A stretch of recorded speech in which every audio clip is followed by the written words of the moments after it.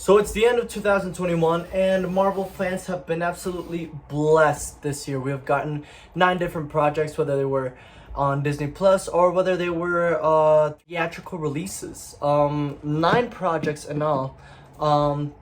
And my job here is to rank them as we now wait for what next year has in store for us. So my job today is I'm going to be ranking all the way from WandaVision to Spider-Man No Way Home, which was released a few weeks ago. Keep in mind this video will have spoilers. It's just a quick review of why they're placed there and why I like them, didn't like them, etc, etc. Placing at number 9 is What If. What If was a difficult one to place in this list because although the best things in What If would probably rank higher if they were individual, like a Doctor Strange Supreme episode, or the episode where Hank turns out to be the killer. Those, if they were their own things, it would probably be up higher, but there's just a lot of things that also bring this show down, like the Party Thor episode, or even the last episode, which was kind of lackluster. Although it was full of great stuff, it was also full of really not great stuff. But yeah, What If at number 9. At number 8, Black Widow. Black Widow is incredibly mid. It's average. I don't find the point of why this movie exists. It would have been cool if this Widow was a sequel to a first Black Widow movie where we see Black Widow and Hawkeye and Budapest and all those occurrences, and then the movie that we got actually be the sequel to that too, and we realize that the guy's actually not dead. It's the whole thing. Also, the pacing in the second act is atrocious. I was bored out of my mind, and then the last act is just really boring as well. And they really screwed up Taskmaster. Such a cool villain. It really sucks to see such a cool version of him at the Spider-Man PS4 game, and then we get to see him in a movie, or her, sorry. But yeah, Black Widow wasn't really it. No. Alright, we're gonna make a jump from not great to good, because Eternals is next on the list, and I honestly thought it would rank higher. But yeah, Eternals was good. I really liked Eternals, and I really liked this original prospect that Chloe Zhao had. Although it didn't always stick the landing, most of the times it did. And I'm just putting it over Black Widow because I like the characters. I like most of the characters. I didn't even like Natasha in Black Widow. I fell in love with Florence Pugh, of course, but every single character in Eternals I at least had some connection with. And let me tell you, the third act, the fact that it's not a big brawl with a big bad, yeah, they fight Icarus for a while, but God, it looks absolutely gorgeous. I can't wait to see more of Eternals, and it's so low on my list, but starting from Eternals up, they're all enjoyable at least. Placing in at number 6 is Falcon and the Winter Soldier, or Captain America and the Winter Soldier, as it was revealed in the end of the show. I really liked the show. There were, I think the Disney Plus shows have yet to exceed that of the grounded Netflix shows. I don't know if that's what they're trying to do, but it certainly kind of felt like it with Falcon and the Winter Soldier. There were some episodes where it was slow, and not necessarily in a bad way. You know, I care more about Bucky than I ever did when he was in the movies. I still think Sam Wilson is a really fun character. I loved seeing Zemo back. But I don't know, there was something that felt missing, and it's been months since the show released, and I still can't put my finger on what it was. Maybe it was just not proper payoff with characters like Zemo. I really didn't like how Carly ended up, her arc in the show. I feel like that could have been pushed more, especially with Sam agreeing so much of her views. But I mean, it is what it is. Well, we got what we got, and I really enjoyed it for the most part. I think it's enjoyable. It's watchable. Yeah, and I liked it.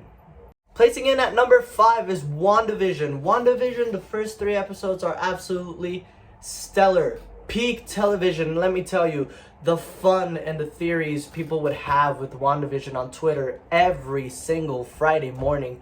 It was so fun. Part of WandaVision was the social media experience, as dumb as it sounds. WandaVision was great. Elizabeth Olsen was fantastic. Paul Bettany was so fun in the role. You could tell these two actors had so much fun doing this show, and I'm honestly glad they did, because I had a lot of fun. I think the 8th episode is peak Marvel. It's one of the best things Marvel has done. I will say there were some sitcoms that just didn't land with me. Although I love shows like The Office and Modern Family. I feel like that episode just wasn't, I don't know, it wasn't it in terms of comedy and the style. It served the point of the story, because that's when you find out Agatha, blah, blah, blah. And also the finale just kind of falls short. And I don't say it falls short because of all the theories that were going online. I'm just saying it falls short because the whole show was a beautiful metaphor for grief and loss. And just to have it, all culminate in this big CGI battle, which didn't always look great, it just felt kind of flat to me. But other than that, I think WandaVision was really fun, and I think the creative decisions taken were fantastic. And I wouldn't mind seeing more of Wanda in her own personal stuff. Let's see what she does in Doctor Strange and the Multiverse of Madness. Placing in at number 4 is Shang-Chi. We have entered literally any of these could be number 1 except number 1. So 4, 3, and 2 could all be interchanged. Loki was fantastic. Loki is also one of the best things Marvel has done. It was so good. The character study on Loki and why he is a Loki and what makes a Loki was amazing. The reason it's not the best Disney Plus show is Sylvie, and not because I don't like Sylvie and I don't like their relationship. I actually love them together. They have fantastic chemistry. I feel like the Disney Plus shows are hurt by their 6-episode length. I feel like some of them could be longer, some of them could be shorter. But that relationship for me was a bit rushed. Not saying they don't work well together, because at the end, when Sylvie pushes him back to another timeline, I really do feel for Loki, because it's the first time in the entire Marvel Cinematic Universe where we see this version of Loki be compassionate or have feelings towards someone and not immediately wanting to betray them. I think that was great, and the last episode to me is brilliant. It's literally 3 people sitting down and talking, but Jonathan Majors as He Who Remains is one of the best castings Marvel has done as well. It is so good, and I can't wait to see him as a more menacing version of Kang the Conqueror in Ant-Man and the Wasp: Quantumania. I'm really excited. I think Loki is fantastic. Placing in at number 3 is Shang-Chi. Shang-Chi was so good. Shang-Chi is honestly a surprise to me. I walked into Shang-Chi not expecting much, to be honest. I was expecting another fun Marvel flick. But no, it had me really surprised. I mean, the action is probably the best hand-to-hand combat Marvel has done ever since Captain America: The Winter Soldier. I love these long shots that this movie has. For example, the fight in what was it, Tokyo? I don't remember where they were with the big building. It's fantastic. I really like Simu Liu as Shang-Chi. I didn't hate Awkwafina, which is already a plus. And the villain is probably one of the top 5 Marvel villain. The Mandarin was fantastic. His performance was incredible, and you could feel why he wanted to do what he was willing to do in order to find his wife back, even though she wasn't there. I think it was all fantastic, and and it was pretty funny too. You do have some classic Marvel comedy, but I don't know. I think Ben Kingsley as Trevor Slattery really killed it as well. I was really not expecting that, but yeah, Shang-Chi was really fun. Number 2, Hawkeye. Hawkeye, I think, finally has a recognition he deserves, and it's thanks to this show. I've always at least enjoyed Hawkeye. He's never been my favorite Avenger, but because he wasn't really much of a character in the Avengers movies, because that's really the only movies he would appear in. But this show really put Clint Barton in my eyes as a really good character, and we need to talk about it. Haley Steinfeld as Kate Bishop is fantastic. I don't think there's no one in my mind that could do Kate Bishop as well as Haley Steinfeld does. I think the slow episodes are slow in a fantastic way because we've never had this much time with Clint Barton, and now we do, and it feels refreshing to find out something about a character that maybe we didn't know. And I think it was great. Again, with the Disney Plus shows, I feel like the ending is fumbled just a little bit. Not as big as WandaVision. There's just some creative decisions with the ending of Hawkeye that I'm not a fan of. I'm not a huge fan of the way they handled Kingpin's death. Which, by the way, Vincent D'Onofrio being back is fantastic. I think Vincent D'Onofrio and Charlie Cox are the best comic book castings ever. We obviously know he's not dead. But for any casual viewer, I don't know, a little bit of clearance on that might have been good. I don't like that Kate Bishop's mom, Eleanor, didn't really have that much of a good ending. In fact, I would have loved if Kingpin showed some of that ruthlessness that he shows in Daredevil and kills Eleanor as trying to blackmail him. And I think the post-credit scene is absolutely horrendous. It's one of the cringiest thing Marvel has ever done. It was awful. But that's not technically in the show. But yes, Hawkeye is an amazing character study of both Haley Steinfeld as Kate Bishop and Jeremy Renner as Clint Barton. They're both Hawkeye now. I'm really hoping there's a season 2 because in my opinion, this was the best Disney Plus show by a long shot.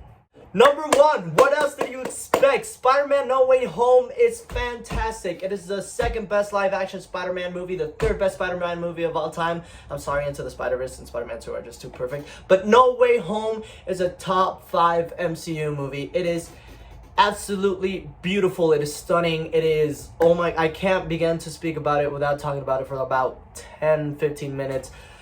No Way Home is just a culmination of 20 years of Spider-Man filmmaking, from Sam Raimi to Mark Webb to now John Watts. I think it's just it's been 3 weeks almost and I'm still speechless on how good this movie is. The reason I say it's not the best Spider-Man movie is there's moments in the first act, according with the villains, I'm not a big fan of. I'm not a big fan of how they handled Lizard. I think Lizard was just there to be there. I don't mind Sandman, but saying I don't mind is kind of a synonym for I didn't really care for him. His intentions for Spider-Man 3 are still there because all he wants to do is just go back home with his daughter, but I don't know. It feels kind of like let's also throw Sandman in there because people know Sandman.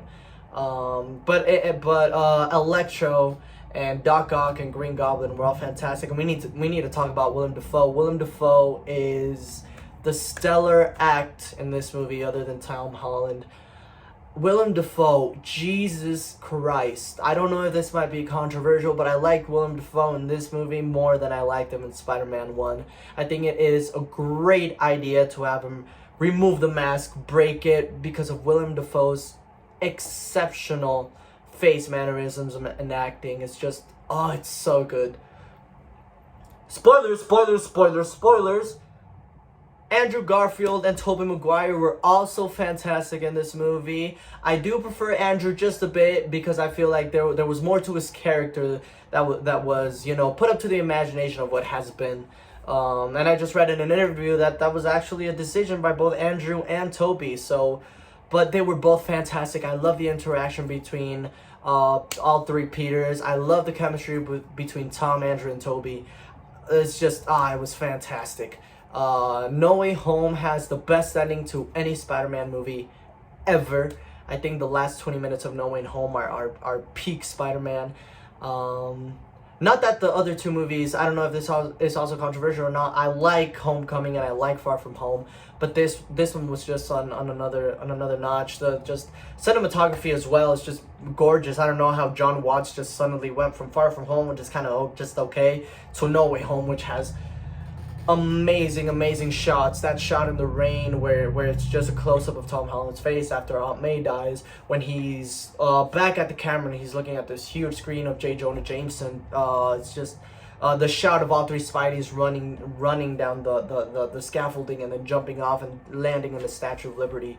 It's fantastic, and it made me really happy as well to see Matt Murdock, aka Daredevil, back in the MCU, back again, which again, in my opinion, is the best casting for any comic book adaptation ever. So yeah, Spider-Man No Way Home is the best MCU property to come out in 2021. Alright, if you just get to this video to see the final rankings, let me give them to you really quick. Number 9 is What If. Number 8 is Black Widow. Number 7 is Eternals. Number 6 is Falcon and the Winter Soldier. Number 5 is WandaVision. Number 4 is Loki. Number 3 is Shang-Chi. Number 2 is Hawkeye. And number 1 is Spider-Man No Way Home. I hope you guys enjoyed this video. Don't forget to like and subscribe. I will do a bit more end of the year lists, including albums and songs and movies. So I hope you guys enjoyed. Bye bye.